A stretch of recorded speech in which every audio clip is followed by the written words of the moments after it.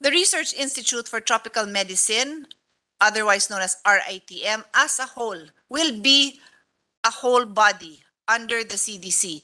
For those who have followed the discussions on RITM and the CDC, sa madaling salita, hindi na po ito chop-chop.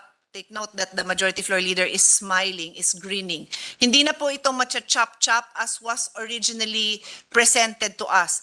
RITM will still be a whole body, but now under the CDC.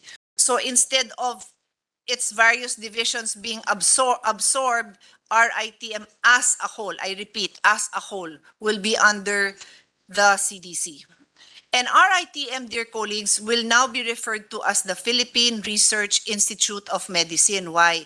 Because RITM stands for Research Institute of Tropical Medicine. We have gone past that, and thus we need to rename RITM. But given all its accomplishments, we fought very hard for them to be retained as a body. So RITM, now known as Philippine Research Institute of Medicine, shall continue to perform its current function through its Clinical Research Division, Laboratory Research Division, and Biological Manufacturing Division. Perform expanded functions involving infectious and non-infectious diseases, specifically on health evidence and health laboratories. Work together with the other centers of the CDC, namely the Center for Health Statistics and the Center for Surveillance and Epidemiology.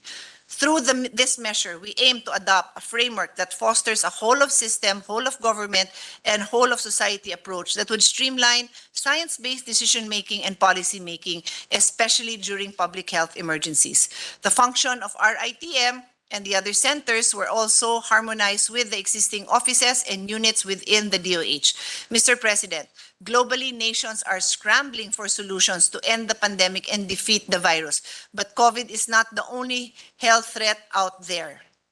As chairperson of the Senate Committee on Sustainable Development Goals, Innovation, and Futures Thinking, it is my duty to ensure that we are on track with our targets under the SDG, including SDG 3 on good health and well-being.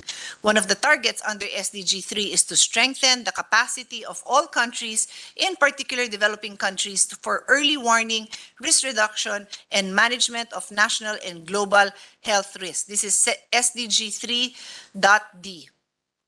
Now more than ever, we need to invest in our healthcare system to prepare us better for other possible health emergencies and to help us build a more sustainable future beyond COVID-19.